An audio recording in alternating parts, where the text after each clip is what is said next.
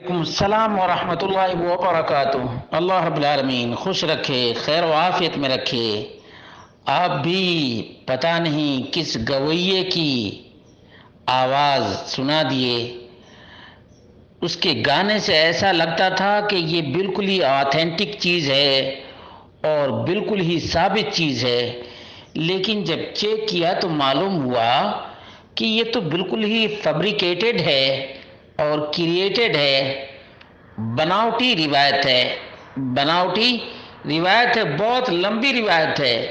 یا فاطمہ ما من امرأة صلت فرضها ودعت لنفسها ولم تدع لزوجها الا رد الله عليها صلاتها۔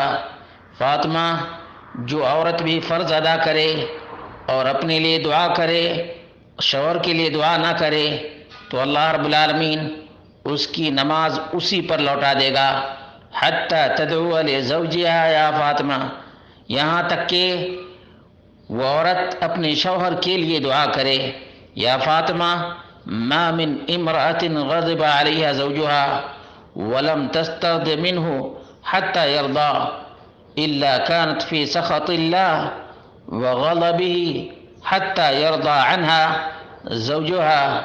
اے فاطمہ، جس عورت کا شوہر بھی اس پر ناراض ہو اور اس کو وہ نہ منائے یہاں تک کہ وہ راضی ہو جائے، تو وہ عورت اللہ کے غضب میں رہے گی اور اللہ کے سخت میں رہے گی یہاں تک کہ اس کا شوہر اس سے راضی ہو جائے، یہاں تک کہ اس کا شوہر اس سے راضی ہو جائے۔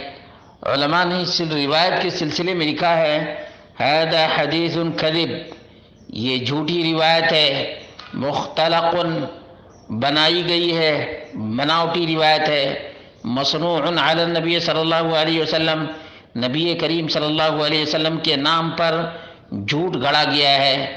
لا تحل روایتہ، اس کو بیان کرنا بھی جائز نہیں ہے، حرام اور ناجائز ہے۔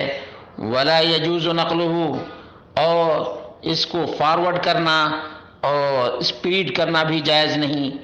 ولا التحدیث بہ، اور نہ اس کو بیان کرنا درست ہے، الا علی سبیل التحذیر، ہاں ایک صورت ہے، وہ یہ کہ لوگوں کو جھوٹی روایت سے روکنے کے لیے ایسے بیان کر سکتے ہیں، ورنہ وعظ اور نصیحت میں ایسی روایت نہیں بیان کر سکتے۔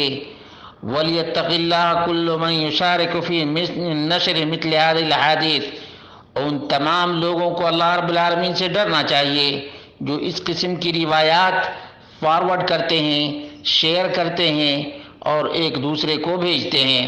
فَإِنَّ خَصْمَهُمْ يَوْمَ الْقِيَامَةِ رسول اللہ صلی اللہ علیہ وسلم، ایسے تمام جھوٹی روایات نشر کرنے والوں کے مد مقابل قیامت کے دن محمد رسول اللہ صلی اللہ علیہ وسلم ہوں گے۔ الذي حذرهم من الكذب علیہ، محمد رسول اللہ صلی اللہ علیہ وسلم نے اپنی طرف جھوٹی بات منسوب کرنے سے سختی کے ساتھ منع کیا ہے۔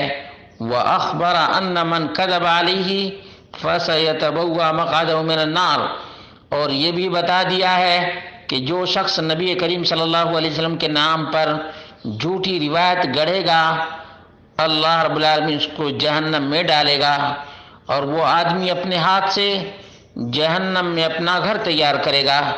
اس لیے میرے بھائیوں، دوستوں اور ساتھیوں، اللہ رب العالمین سے ڈرو، دین مکمل ہو چکا ہے۔ واللہ، جس کو قرآن و سنت سے ہدایت نہ ملے اس کو جھوٹی روایات سے کبھی ہدایت نہیں مل سکتی ہے۔ ہمارا ایمان ہے کہ رب کا قرآن اور نبی کا فرمان بالکل ہی کامل دین ہے، اور اللہ رب العالمین نے کامل دین ہی کی پیروی کرنے کا حکم دیا ہے۔